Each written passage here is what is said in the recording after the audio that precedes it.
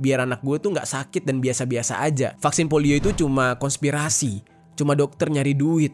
Bisa jadi kayak gitu tuh. Nah jadi makanya hal-hal kayak gini kalau memang mau diterapin ke keluarga sendiri ya cukup di-keep sendiri aja. Jangan sampai menginfluence orang lain. Yo geng, tekan tombol subscribe geng. Halo geng, welcome back to Kamar Jerry.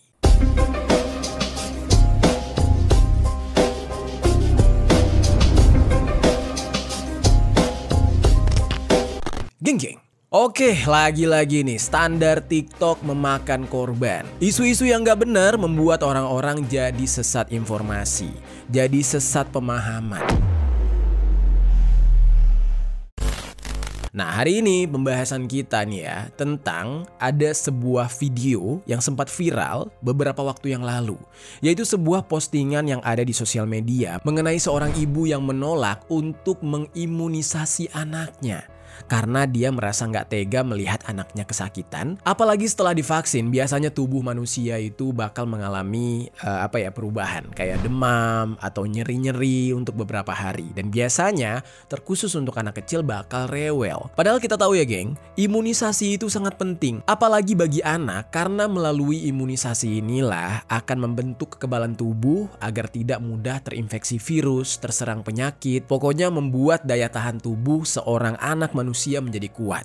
Nah, penyakit-penyakit yang dapat menyerang juga itu nggak main-main. Seperti hepatitis, terus campak, rubella, dan masih banyak lagi. Dan yang paling sering terjadi ya adalah penyakit polio. Nah ini paling banyak menyerang anak-anak. Terus geng, di era modern kayak sekarang, di era digital yang mana informasi itu sangat mudah diakses, ternyata banyak orang yang tidak bertanggung jawab yang memposting atau mempublish berita-berita hoax atau berita-berita yang nggak benar yang sampai pada akhirnya menyesatkan banyak orang. Yang salah satu fenomenanya adalah ada beberapa orang yang tidak bertanggung jawab yang mengatakan kalau imunisasi, terutama imunisasi polio, itu nggak penting. Kacau banget gak tuh? Imunisasi polio nggak penting katanya. Nggak penting buat anak-anak, bahkan katanya malah bahaya.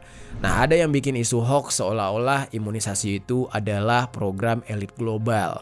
Ada yang bilang itu cuma konspirasi. Ada yang bilang ya zaman dulu manusia purba atau zaman nabi dulu nggak ada yang namanya suntik polio. Nggak ada tuh yang namanya imunisasi. Orang-orang tetap sehat kok. Kenapa sekarang jadi harus ada? Nah, yang begitu-begitu geng. Padahal nih ya, kalau dipikir-pikir memang benar. Pada zaman dulu itu belum ada yang namanya penyakit polio, belum ada yang namanya imunisasi polio. Nah, tapi kan zaman itu berkembang. Seiring berjalannya waktu, banyak perubahan. Banyak perubahan dari makanan, iklim, terus juga teknologi juga semakin berkembang yang mana kita itu hidup di tengah-tengah radiasi. Radiasi juga banyak, radiasi handphone, terus radiasi dari sinyal-sinyal yang saat ini kita gunakan dari barang elektronik kita. Nah pokoknya masih banyak lagi dan itu adalah salah satu penyebab berubahnya daya tahan tubuh manusia dan timbulnya penyakit-penyakit baru. Nah makanya yang namanya pengobatan itu semakin lama semakin berkembang dan muncullah yang namanya imunisasi polio. Imunisasi polio ini untuk bisa menghindari penyakit polio terutama pada anak kecil. Hal ini ada yang menganggap tidak penting, ada yang menganggap hanya konspirasi. Akhirnya membuat para ibu-ibu di luar sana jadi terinfluence dan mereka nggak mau untuk mengimunisasi anak-anak mereka. Kejadian ini benar-benar miris geng, terutama di negara kita Indonesia dan ternyata tidak hanya satu atau dua orang tua saja yang menolak imunisasi untuk anaknya. Dan meskipun pemberitaan ini sebenarnya sudah viral beberapa waktu belakangan lah ya, bahkan sudah dari tahun 2022, tapi gua rasa ini cukup penting untuk kita bahas dan gak boleh kita anggap remeh karena fenomena ini terus berlanjut. Masih ada orang-orang yang tidak mau mengimunisasi anak mereka. Memang salah satu isu besarnya kenapa terjadi penolakan dan tadi ketakutan akan efek samping dan sebagainya, juga ya misinformasi lain lah ya, teori konspirasi yang memang banyak ya macamnya, beda-beda gitu ya. Dan yang bikin mirisnya, gara-gara kasus ini, akhirnya muncullah fenomena polio atau kasus polio lagi di Indonesia yang jumlahnya cukup banyak. Yang mana sebenarnya padahal nih ya, polio di Indonesia sendiri sudah nggak ada sejak lama. Udah jarang banget kita mendengar bahwa anak kecil di Indonesia lahir besarnya terus punya penyakit polio. Dan penyakit polio ini nggak main-main, geng. Nggak ada obatnya. Cuma bisa dicegah dengan cara imunisasi. Kalau sudah terkena, maka itu orang akan seumur hidup tidak bisa menggunakan kakinya, alias mengalami kelumpuhan. Nah, gue yakin banget nih, buat kalian para Gen Z, kalian pasti jarang banget dengar yang namanya orang terkena penyakit polio. Jarang banget di era kalian. Karena memang kesadaran itu dari orang tua kalian sudah sangat besar. Di era gue nih, sebagai seorang milenial, itu masih banyak sebenarnya penyakit polio ini. Karena di masa gue masih banyak nih orang tua yang belum bisa menerima yang namanya vaksin polio, yang namanya imunisasi. Nah, tapi di era Gen Z sudah banyak orang tua yang menerima yang namanya imunisasi atau suntik vaksin polio.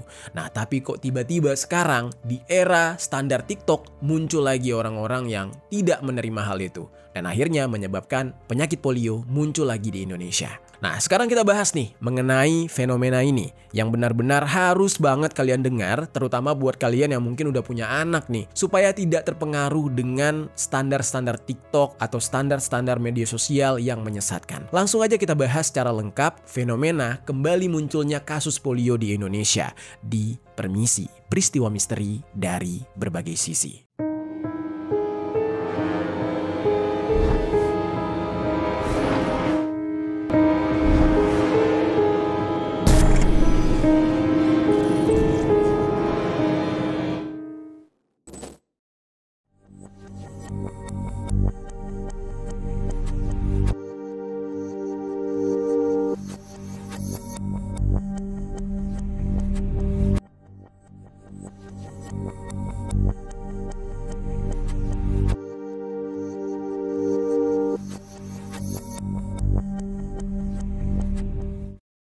Untuk pembahasan pertama, kita langsung masuk ke dalam pembahasan orang tua yang menolak imunisasi anak mereka.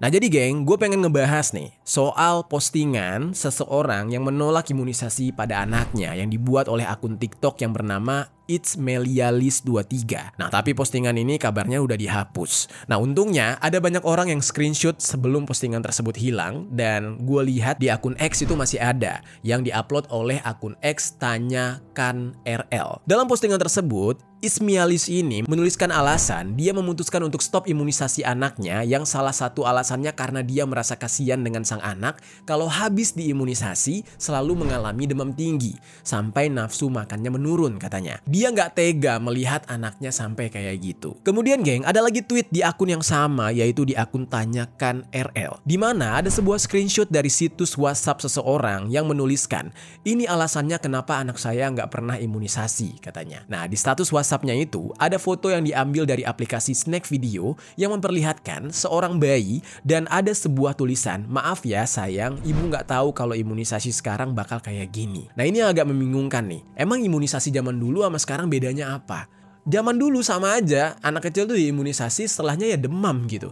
Emang zaman sekarang ada gitu yang nggak demam, semuanya ya demam. Nah, lalu kemudian ada yang memberikan penjelasan kalau bayi tersebut diimunisasi di kedua pahanya. Sampai di rumah, bayi tersebut menangis terus-menerus dan sampai mengalami demam. Nah, oleh karena itu, ibunya memberikan alat penurun panas di bekas suntikan agar meredakan rasa sakit di bekas suntikan si anak tersebut. Ya memang ya geng, secara logika ya, orang tua mana yang tega melihat anaknya demam kayak gitu dan juga merasa kesakitan di bekas suntikan. Ya tapi geng, balik lagi, yang namanya imunisasi itu adalah reaksi normal bagi seorang anak sehabis imunisasi. Bahkan orang dewasa aja kalau habis divaksin itu pasti mengalami demam juga, bukan cuma pada anak-anak aja geng. Nah, mungkin ya edukasi dari si dokter atau tenaga medisnya yang kurang menjelaskan dan kurang membuat si ibu dari si anak itu jadi paham bahwa efek sampingnya seperti ini. Lalu mengapa bisa kayak gitu? Mengapa bisa setelah divaksin atau diimunisasi ya orang-orang pada demam?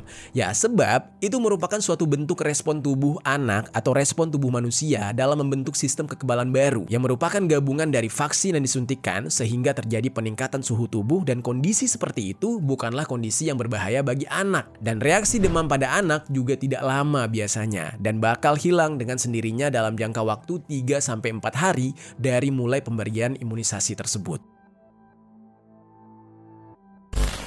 Nah, jadi geng, demam yang dialami oleh anak pasca pemberian imunisasi itu bukan karena dia mengalami sakit yang parah banget atau berat banget gitu. Nah, namun itu hanyalah reaksi atau efek samping sementara. Lalu geng, postingan mengenai orang tua yang tidak mau memberikan imunisasi kepada anaknya ini ya tentu menuai banyak kritikan dari netizen. Yang mana pada waktu itu ada netizen yang mengaku sudah melihat video TikTok It's Mealis dan pemilik dari akun tersebut sampai memberhentikan imunisasi ke anaknya berdasarkan asumsi dia sendiri dan feelingnya dia yang tidak yakin terhadap imunisasi. Nah, netizen menyayangkan hal tersebut sebab seharusnya segala sesuatu mengenai imunisasi bisa ditanyakan langsung ke tenaga medis, misalkan ke bidan atau dokter spesialis anak. Karena sebagai awam, kita nggak bisa sok pinter juga dengan hal itu, apalagi sampai membagikannya di sosial media, yang mana itu bisa menginfluence orang lain, yang mana itu bisa membuat orang lain nyaman-nyamain gitu. Oh iya, anak gue kemarin juga sama nih, oh berarti nggak perlu ya imunisasi, nggak perlu ya suntik polio, nggak perlu suntik vaksin, biar anak gue tuh nggak sakit dan biasa-biasa aja. Vaksin polio itu cuma konspirasi, cuma dokter nyari duit. Bisa jadi kayak gitu tuh. Nah, jadi makanya hal-hal kayak gini kalau memang mau diterapin ke keluarga sendiri ya cukup dikip sendiri aja. Jangan sampai menginfluence orang lain. Karena sebuah keputusan yang tidak jelas asal-usulnya atau tidak ada dasarnya hanya berdasarkan asumsi pribadi, ini sangat berbahaya untuk diposting di media sosial. Dan fenomena kayak gini benar-benar bikin miris. Ya, apa ya? Nggak salah sih banyak yang bilang bahwa di negara kita masih banyak yang, maaf ya, SDM rendah. Kenapa demikian? Karena orang-orang sekarang malah lebih percaya dengan apa yang ada di media sosial bukannya dari omongan ahli di bidang tersebut. Sehingga timbullah pemikiran yang tidak benar dan menyesatkan. Sebelum viralnya kedua postingan tersebut, memang udah pernah terjadi fenomena serupa yang terjadi di Gorontalo. Seperti cerita dari seorang ibu yang bernama Inka yang mengatakan dia tidak melakukan vaksinasi kepada anaknya karena mewaspadai kejadian ikutan pasca imunisasi atau KIPI, seperti salah satunya demam tinggi, autisme, sampai dengan meninggal dunia. Nah, hal itu dia dapatkan dari cerita yang berasal dari kenalannya dan dia pernah membaca informasi tersebut dari media sosial katanya.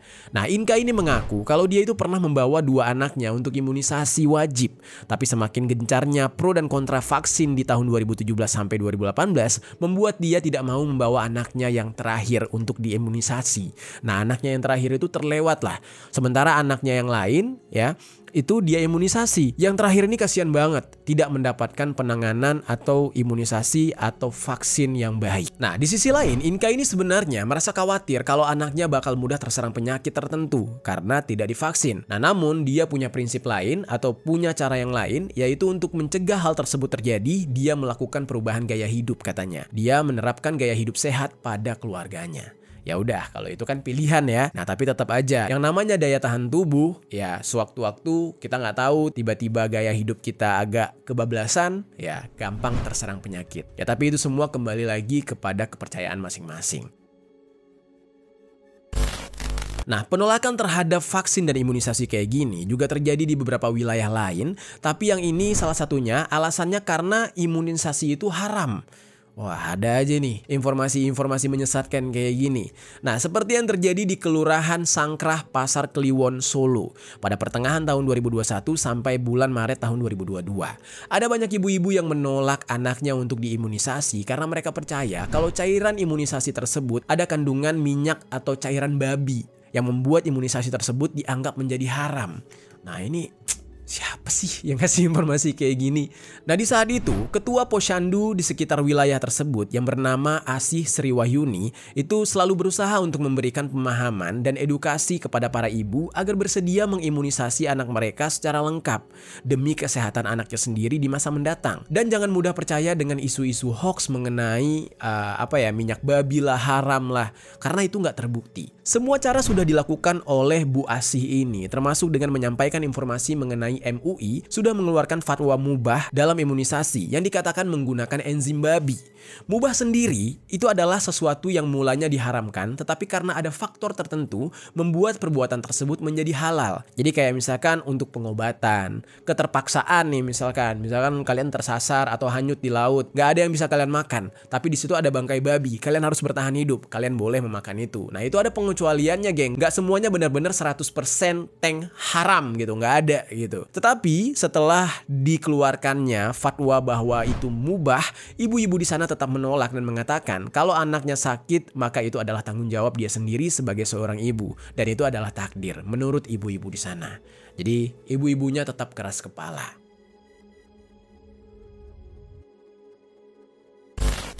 Terus geng, singkat cerita nih, salah satu jurnalis dari Kompas itu berhasil mewawancarai salah satu dari sekian orang tua yang menolak memberikan imunisasi kepada anak mereka. Orang tua tersebut bernama Rudi, yang merupakan warga kelurahan Mojong Songo dan dia memiliki 2 orang anak.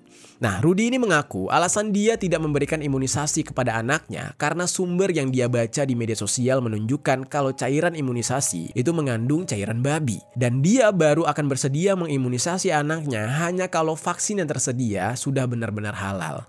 Nah, di media sosial yang dia baca itu juga dikatakan bahwa sebenarnya imunisasi yang mengandung babi dibolehkan bagi muslim, tapi masalahnya ada pada kalimat yang mengatakan kalau imunisasi itu dibolehkan hanya dalam kondisi yang darurat, sehingga Rudi memiliki kesimpulan kalau tidak ada unsur yang darurat bagi anaknya yang nggak perlu diberikan imunisasi. Jadi dengan kata lain tuh ya, dia bakal mengimunisasi anaknya kalau emang anaknya itu udah butuh obat alias udah sakit gitu. Nah padahal fungsinya imunisasi, fungsinya memberikan vaksin di saat anaknya usia dini dan belum terkena penyakit adalah untuk mencegah penyakit itu datang. Nah ini pemahaman yang sebenarnya udah kebolak-balik gitu. Dia juga mengaku meskipun tidak diimunisasi, anaknya tuh terlihat sehat-sehat aja. Namun ketika ditanya apakah Rudi ini mencoba untuk mencari kebenaran dari informasi yang dia dapatkan di media sosial, terutama ke ulama mungkin atau ke dokter anak, nah dia enggan untuk menjawab itu. Kayak no comment gitu, saya belum nanya gitu. Dan Rudi ini juga mengakhiri pembicaraan tersebut dengan mengatakan kalau urusan sehat sakit ini dia serahkan ke Allah Subhanahu wa Ta'ala. Dia serahkan kepada Tuhan. Ya, nggak ada yang salah sih dari kalimatnya. Benar, semua orang berhak lah menyerahkan apapun kepada Tuhan Yang Maha Esa. Mau dia agama apapun, dia juga punya hak untuk berserah diri kepada Tuhan. Tapi tetap nih, kita sebagai manusia dituntut nih dari agama manapun ya, kita dituntut untuk berusaha terlebih dahulu. Jangan apa-apa tuh berserah doang. Tuhan juga nggak akan bantu kita kalau kita nggak berusaha men, ya kan? Nah, jadi makanya di dalam kasus ini banyak banget kesesatan informasi geng, kesesatan pemahaman gara-gara sosial media. Terus geng, isu mengenai haramnya imunisasi ini juga terjadi di Aceh. Wah ini kacau sih, di Aceh juga ada nih. Dan gue baru dengar kasus ini, yang dimana ternyata di sana banyak tersiar kabar mengenai vaksin yang diberikan kepada anak itu mengandung babi, yang mana itu adalah hal yang haram bagi umat Islam. Nah jadi di Solo udah kena, sekarang sampai ke Aceh juga kena. Dan ini kalau semakin banyak daerah-daerah di Indonesia yang mayoritasnya muslim, bakal makin banyak penolakan nih. Ya mungkin solusinya harus dicarikan vaksin yang tidak mengandung babi. Kalau misalkan khasiat tersebut tidak bisa digantikan dengan kandungan dari hewan yang lain, itu gimana? Nah makanya tadi MUI sendiri sudah membuat pengecualian. Kalau untuk pengobatan atau medis, kayaknya boleh deh. Ya walaupun babi itu haram kan sama-sama ciptaan Tuhan gitu. Pasti ada manfaatnya walaupun tidak boleh dikonsumsi secara frontal banget untuk makanan sehari-hari gitu kan. Nah kejadian di Aceh itu di dalam berita BBC ya dikatakan mengenai seorang ibu yang berasal dari kota Biren Aceh yang bernama Afli Zarni. Yang awalnya berniat untuk memberikan vaksin kepada anaknya yang berusia 8 bulan. Tetapi dia enggan dan tidak jadi memberikan vaksin kepada anaknya. Nah ini semua gara-gara ketika dia sedang bincang-bincang atau berkumpul bersama dengan para tetangga yang lain, dia mendapatkan informasi kalau vaksinnya tersebut mengandung babi. Dan tetangga-tetangganya tersebut banyak yang melarang dia untuk melakukan imunisasi kepada anaknya. Nah Kepala Dinas Kesehatan Aceh di saat itu yang bernama Hanif itu mengatakan berbagai upaya sudah dilakukan untuk meyakinkan tentang pentingnya vaksin bagi anak di usia dini. Yang mana salah satunya adalah dengan menggelar rapat koordinasi antara MUI Aceh dengan MUI Pusat. Nah tapi tetap nih kayak kejadian di Solo, ibu-ibu yang ada di Biren Aceh ini tetap enggan, tetap tidak mau karena menganggap kalau vaksin itu mengandung babi. Padahal nih ya, di dalam rapat tersebut ya, MUI Aceh sudah memperbolehkan vaksin, tetapi tetap aja beberapa warga masih memilih untuk tidak mau memvaksin anaknya. Di Aceh memang masih menjadi polemik dan menuai sorotan karena memang diketahui vaksin MR ini memiliki kandungan unsur haram atau enzim babi. Nah, itu adalah dua contoh daerah yang ibu-ibunya atau para orang tuanya menolak vaksin untuk anak mereka. Nah, sebenarnya masih banyak daerah-daerah lain lagi yang juga sama menolak vaksin ini dengan alasan-alasan tertentu. Ada yang karena nggak tega anaknya sakit, ada yang faktor agama, dan masih banyak lagi. Nah, tapi kita ambil dua contoh dari daerah itu aja, dari Solo sama dari Aceh tadi. Nah, sekarang nih kita akan masuk ke dalam pembahasan. Tiba-tiba secara mendadak munculnya banyak kasus penyakit terhadap anak karena orang tuanya menolak imunisasi atau memvaksin anaknya sejak usia dini.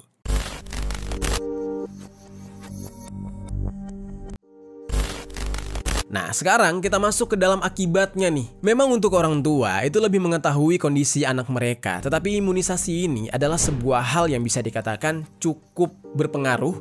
Kalau dibilang mutlak ya 90% mutlak lah harus dilakukan untuk anak kecil karena sangat berpengaruh bagi kesehatan anak mereka di masa depan. Orang-orang hanya terpengaruh dengan berita hoax atau menelan informasi dengan menelan mentah-mentah tanpa mengetahui konsekuensi yang akan menanti mereka nantinya apabila anak mereka tidak diimunisasi dan tidak memiliki daya tahan tubuh yang baik. Nah, bahkan nih geng, ini tidak hanya akan berpengaruh kepada si anak tersebut aja, tetapi juga bakal berpengaruh terhadap kekebalan sekelompok orang di suatu wilayah suatu saat nanti. Yaitu ketika semakin banyak orang yang tidak melakukan imunisasi, maka akan membuat sebuah kelompok di suatu wilayah diisi oleh orang-orang yang memiliki kekebalan tubuh yang kurang baik, yang tidak bisa menghadapi penyakit menular. Nah, seperti kasus yang sebelumnya gue ceritakan, yaitu kejadian di Aceh. Nah, itu sebenarnya berbanding lurus dengan angka kejadian atau insiden rate suspek campak di Aceh yang tertinggi se-Indonesia. Nah, ini penyebabnya karena banyak orang tua di sana yang masih enggan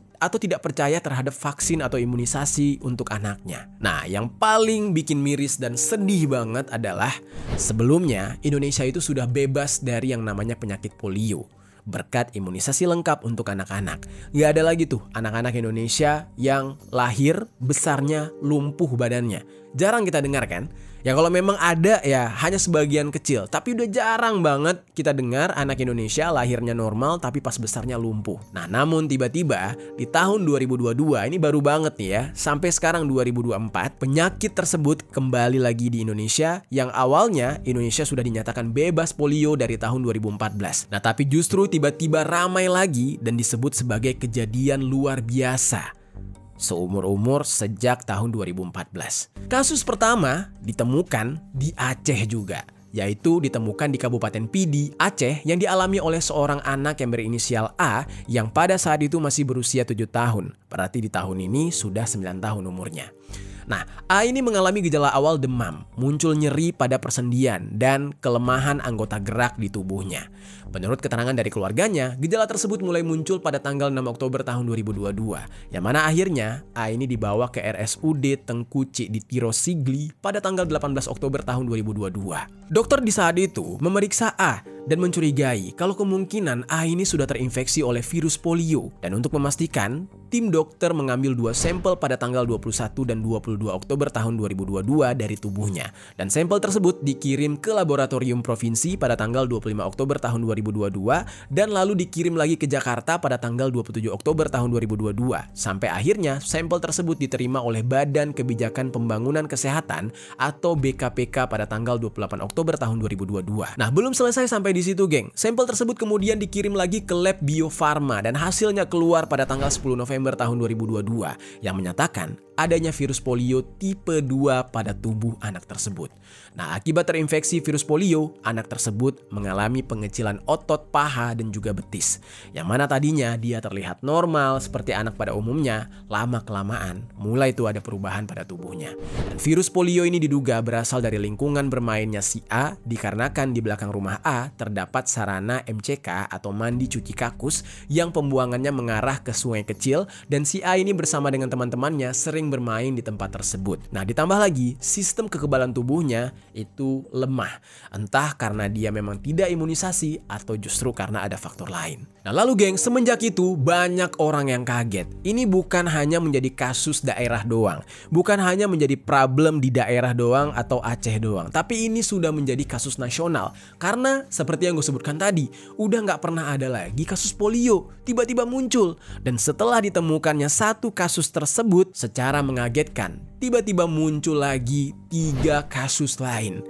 Yaitu 3 anak dinyatakan positif virus polio di wilayah yang sama, yaitu Kabupaten Pidi, Aceh. Temuan tersebut berdasarkan hasil pemeriksaan lanjut anak usia di bawah 5 tahun yang tinggal di sekitar kasus polio yang pertama. Jadi ya warga di sekitar diperiksa nih, ada lagi nggak yang kena yang sama? Ternyata dapat 3 orang. Dan dilakukanlah pemeriksaan melalui kotorannya, yaitu melalui Target Healthy Stool, yaitu sampling yang sesuai dengan rekomendasi dari WHO. Nah, diambillah 19 sampel kotoran dari 19 anak dan didapatkanlah ada 3 anak yang positif virus polio. Nah, tapi berdasarkan pedoman dari WHO, ketiga anak tersebut tidak dimasukkan ke dalam kriteria khusus karena tidak memenuhi kriteria adanya kelumpuhan mendadak. Nah, tetapi adanya virus polio pada kotoran ketiga anak tersebut menunjukkan bahwa mereka tidak menerapkan perilaku hidup bersih dan sehat atau justru tidak divaksin atau tidak diimunisasi. Nah, itu terjadi tahun 2022. Kemenkes melaporkan adanya temuan 3 anak positif virus polio tanpa gejala lumpuh layu mendadak di Kabupaten Pidi, Aceh. Kemudian beranjak lagi ke tahun 2023, geng. Ternyata ada kasus polio lagi. Semenjak 2022 itu mulai banyak muncul lagi nih, geng. Dan itu semua berbanding lurus dengan fenomena standar TikTok. Karena kan dari tahun 2022 ke bawah nih, orang-orang kan di saat itu semuanya tergila-gila dengan sosial media karena lagi pandemi. Banyak hal-hal yang menyesatkan yang ada di TikTok atau sosial media lain yang akhirnya menginfluence mereka, dan dampaknya baru kejadian di tahun 2022 tersebut. Bahkan sampai sekarang. Nah, kita kembali lagi ke kasus tahun 2023 tadi. Di tahun 2023 ada kasus polio yang terjadi di wilayah Jawa Timur dan Jawa Tengah, yang mana dialami oleh 3 orang anak juga. Di saat itu ketiganya mengalami lumpuh layu. Kasus pertama dialami oleh anak perempuan berinisial NH yang masih berusia 6 tahun di Klaten, Jawa Tengah. Berdasarkan keterangan dari orang tuanya, NH mengalami kelumpuhan pada tanggal 20 November tahun 2023. NH ini memiliki riwayat imunisasi polio tetes atau OPV sebanyak 2 kali. Nah, padahal dari track record-nya, dia ini sudah pernah diimunisasi. Nah, namun kemungkinan besar imunisasinya itu tidak lengkap. Bisa kebayang ya, yang nggak lengkap aja bisa ketular. Gimana lagi yang nggak sama sekali? Nah, terus kasus kedua dialami oleh anak laki-laki berusia 1 tahun 11 bulan berinisial MAF di Jawa Timur. MAF ini mengalami lumpuh pada tanggal 22 November tahun 2023 dengan riwayat imunisasi lengkap, tetapi mengalami malnutrisi. Nah, dia sudah lengkap imunisasinya, sudah lengkap vaksinnya, tetapi justru mengalami malnutrisi dan tetap tertular. Balik lagi, gimana yang nggak imunisasi sama sekali? Yang imunisasi aja bisa kena. Nah, lalu yang terakhir adalah anak laki-laki yang berusia 3 tahun 1 bulan yang berinisial MAM yang mengalami kelumpuhan pada tanggal 6 Desember tahun 2023 di Jawa Timur. MAM sudah mendapatkan imunisasi polio tetes atau OPV sebanyak 4 kali dan polio suntik IPV sebanyak 1 kali. Nah, namun dia tetap tertular virus tersebut.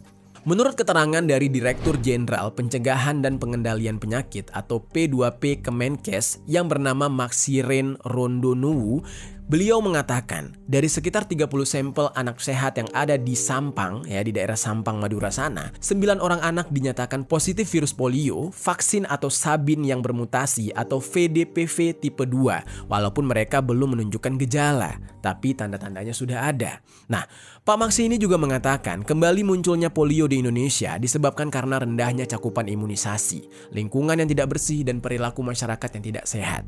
Mengenai rendahnya cakupan imunisasi vaksin polio, menurut epidemiolog dari Universitas Gadjah Mada yang bernama Riris Andono Ahmad, ini semua tidak terlepas dari pengaruh dinamika sosial dan politik yang menyebabkan terjadinya penolakan di beberapa kelompok masyarakat. Belum lagi gara-gara pandemi COVID-19 saat lalu, yang mana ini menyebabkan menurunnya kampanye mengenai vaksin polio di masyarakat, sehingga banyak masyarakat yang belum teredukasi dan tidak percaya mengenai pentingnya pemberian imunisasi untuk mencegah penyakit polio dan penyakit lainnya.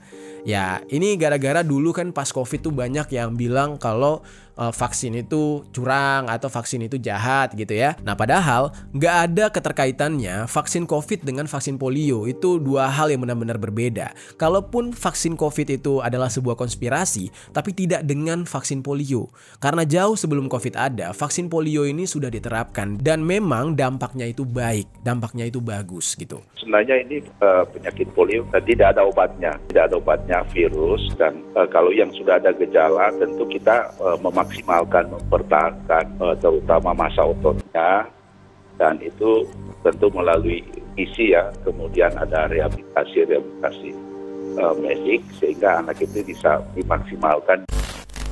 Nah, hal serupa juga dikemukakan oleh Sekretaris Satgas Imunisasi Pengurus Pusat Ikatan Dokter Anak Indonesia, yaitu yang bernama Prof. Sujatmiko, yang mengatakan alasan orang tua menolak imunisasi karena mereka tidak tahu bahaya dari penyakit yang akan diderita anak mereka kalau tidak diimunisasi.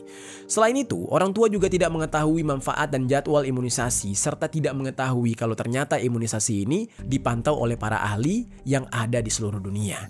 Dan faktor yang paling mempengaruhi orang tua adalah karena banyaknya berita hoax mengenai imunisasi.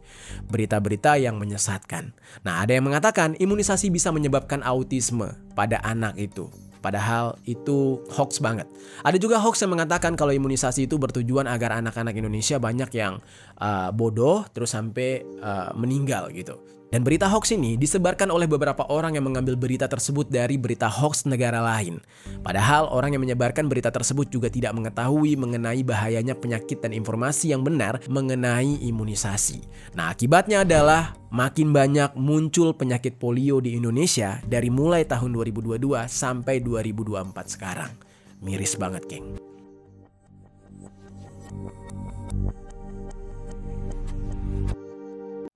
Oke. Ini jujur aja ya, sedih banget sih. Kita tuh kayak bangsa yang bodoh banget ya, gampang banget dibodoh-bodohi oleh berita-berita hoax. Yang mungkin ini memang ada orang-orang yang tidak bertanggung jawab, yang memang mau membuat negara kita terlihat bodoh dan ya menjadi berpenyakit kayak sekarang. Nah, sekarang gue pengen masuk nih ke dalam pembahasan sejarah dari penyakit polio itu sendiri.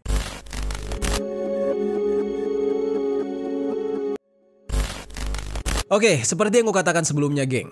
Mungkin di zaman dulu banyak yang mempertanyakan, kok sebelum-sebelumnya nggak ada yang namanya polio? Nggak ada tuh imunisasi. Zaman purba nggak ada imunisasi, orang tetap hidup. Zaman Nabi nggak ada imunisasi, orang tetap hidup. Tapi kenapa di zaman modern justru harus imunisasi supaya nggak polio? Nah, itulah yang disebut dengan perkembangan zaman, geng. Semakin kesini, ya penyakit semakin banyak. Muncul penyakit baru, baik penyakit yang sengaja dibuat ataupun penyakit yang muncul dengan sendirinya. Nah, penyakit yang sengaja dibuat itu kayak apa? Ya, penyakit-penyakit hasil buatan para ilmuwan yang bertujuan untuk bisnis. Yang mana misalkan penyakitnya sengaja dibuat agar bisa menjual obatnya. Jadi kalau misalkan gak ada penyakitnya, gimana obatnya bisa laku? Nah, hal-hal seperti itulah yang terjadi di muka bumi ini, geng.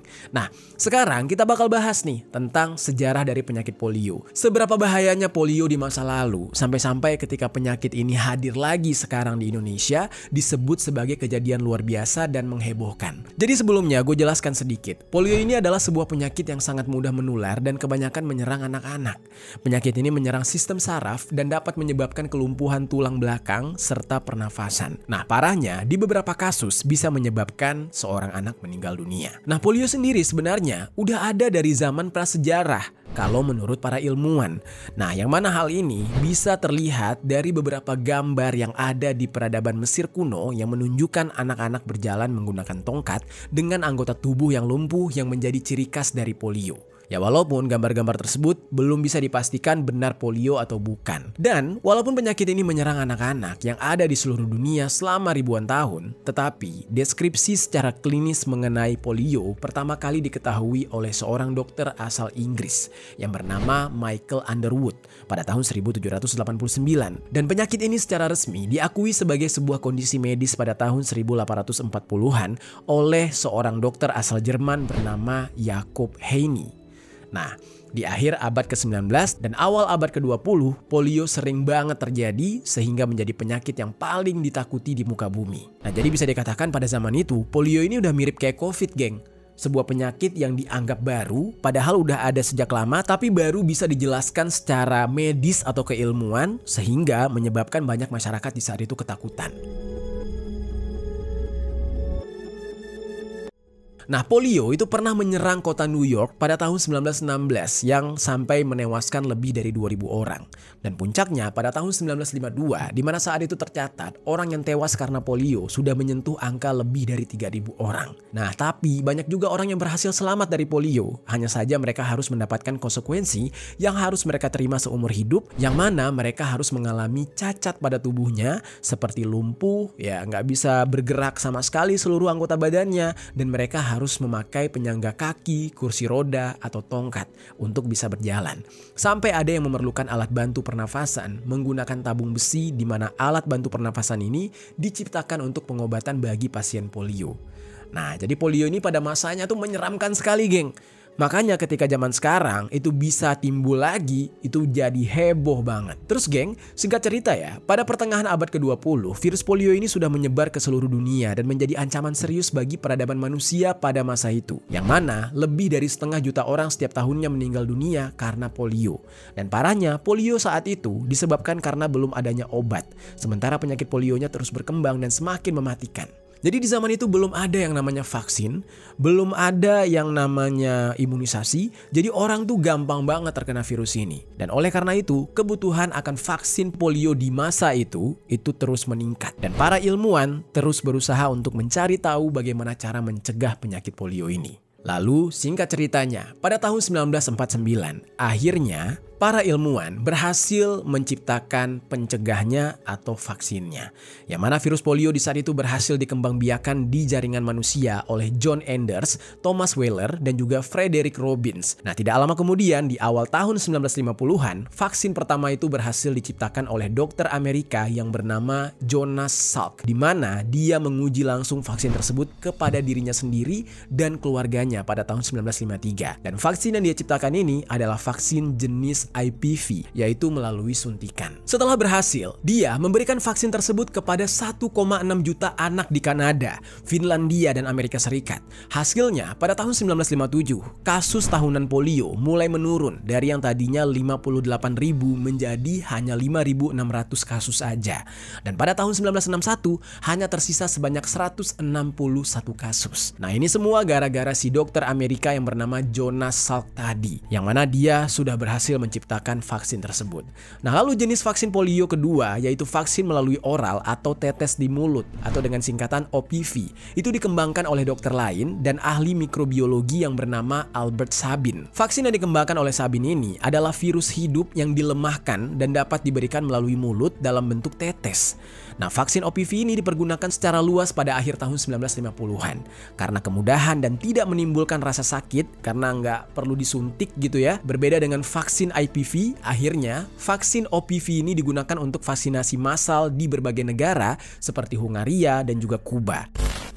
Cancer research chief, he developed and tested an oral vaccine against one of the most frightening diseases ever. Dan kedua jenis vaksin ini memang ada perbedaannya. Vaksin IPV memang melindungi anak dari polio, tetapi tidak menghentikan penyebaran virus polio. Sementara vaksin OPV itu bisa memutus rantai penularan dari polio itu sendiri. Nah, jadilah di saat itu di luar negeri, itu kasus polio mulai berkurang banyak. Nah, tapi bagaimana dengan nasib anak-anak yang sudah terlanjur kena polio? Yang mana mereka belum mendapatkan vaksin di masanya, mereka udah terlanjur terkena polio dan lumpuh.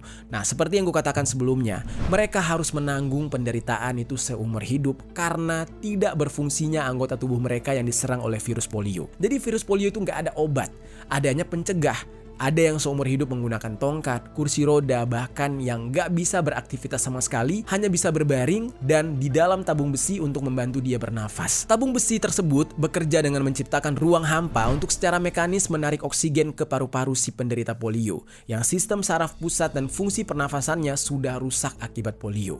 Ya intinya udah kayak, maaf nih ya, jasad hidup atau mati hidup. Yang sudah seharusnya ya udahlah diikhlaskan aja, tapi orang tuanya atau keluarganya masih mengupayakan supaya dia tetap hidup. Nah, jadi makanya sebahaya itu geng penyakit polio. Seperti cerita mengenai salah satu penderita polio yang bernama Paul Alexander yang menjadi manusia terakhir di dunia yang hidup dengan bantuan tabung besi. Jadi sistem cara tabung besi ini udah nggak dipakai lagi sekarang. Nah, ada seseorang yang bernama Paul Alexander ini adalah orang yang terakhir. Nah, jadi Paul ini terinfeksi polio pada tahun 1952 saat usia dia masih 6 tahun. Saat itu dia secara tiba-tiba tiba-tiba merasa tidak enak badan dan lehernya kaku ketika dia sedang bermain di luar rumah.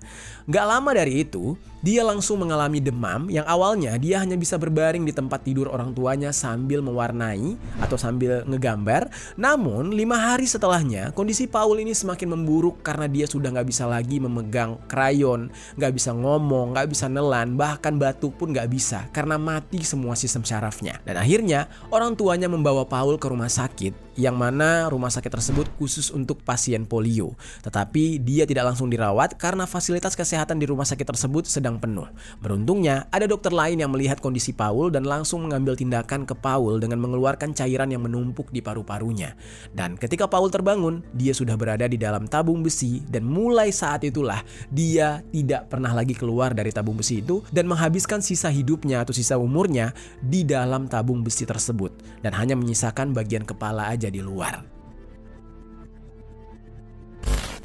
Nah, meskipun harus berada di dalam paru-paru besi, tetapi Paul tetap bersemangat menjalani hidup dan ini terbukti dengan dia lulus dari sekolah menengah di Dallas dan menjadi siswa pertama yang lulus tanpa pernah hadir di kelas secara langsung. Jadi dia kayak harus homeschooling gitulah, belajar dari rumah. Nah, dan dia tetap bisa hidup normal sampai dia menjadi seorang pengacara dan bisa mewakili para kliennya di pengadilan. Dia juga belajar mengenai cara bernafas tanpa menggunakan tabung besi tersebut dan beberapa tahun kemudian dia akhirnya bisa bernafas tanpa bantuan alat itu. Jadi bisa dilatih. Dan dia terus melatih pernafasannya sampai akhirnya dia bisa bernafas tanpa alat bantu dalam jangka waktu yang lama. Namun sayangnya, Paul sudah meninggal dunia saat umur 78 tahun. Dan penyebab meninggalnya itu belum diungkap ke publik dengan jelas, tetapi pada bulan Februari kemarin dia sempat dikatakan terinfeksi COVID-19 yang membuat kesehatannya dia jadi menurun. Dan kisah Paul Alexander ini sangat menginspirasi banyak orang untuk meneruskan hidup dan tetap semangat apapun kondisi yang sedang dialami. Nah, namun di balik itu semua kita tetap harus ingat Paul adalah salah satu contoh orang yang mengalami penderitaan seumur hidupnya akibat dari virus polio, geng. Nah, itu dia, geng, pembahasan kita hari ini mengenai fenomena orang tua yang menolak imunisasi dan dampak yang ditimbulkan kalau imunisasi tidak diberikan kepada anak. Yang mana sekaligus menjelaskan mengenai betapa berbahayanya penyakit yang akan timbul, yaitu penyakit polio yang sempat menjadi wabah mematikan pada zaman dulu. Gua harap konten ini bisa mengedukasi kita semua agar tidak terjadi kejadian serupa dan tidak terpengaruh dengan informasi-informasi yang menyesatkan. Oke, gimana, geng, menurut kalian tentang pembahasan ini? Coba tinggalkan komentar di bawah.